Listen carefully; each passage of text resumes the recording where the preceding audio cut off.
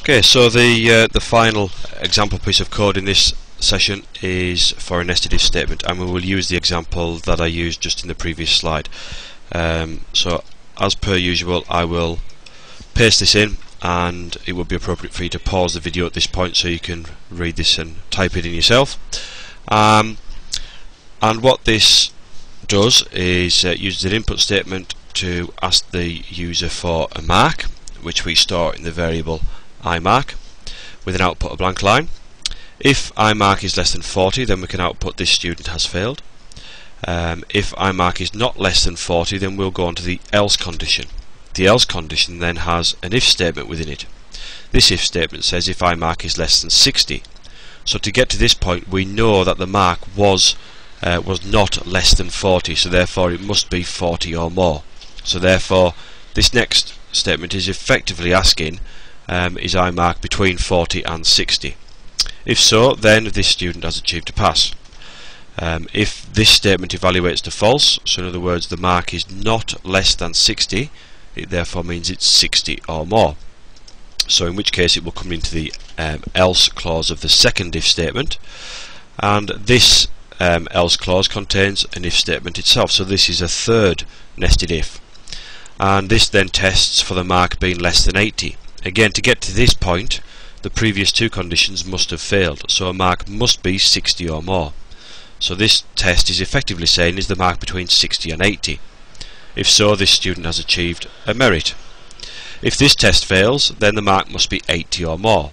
So we can then go to the else condition, and the else condition contains yet another if. This if is the final one in this particular sequence, and it needs to check to see if the mark that has been entered is actually valid. Is it less than or equal to 100?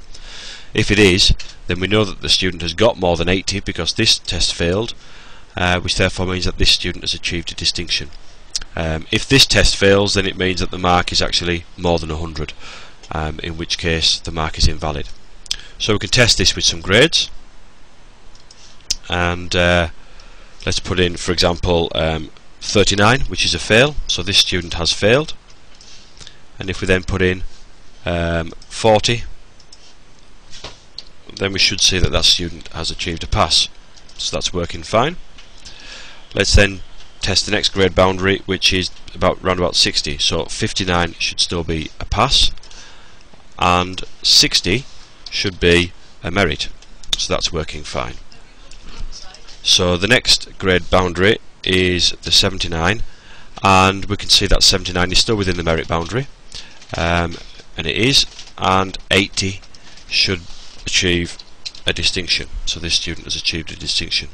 So the final test to see is whether or not the mark is invalid. So the highest mark a student can achieve is 100, which is fine, and if they have a mark higher than that, then we will get mark invalid. So this example shows you how to write a nested if statement.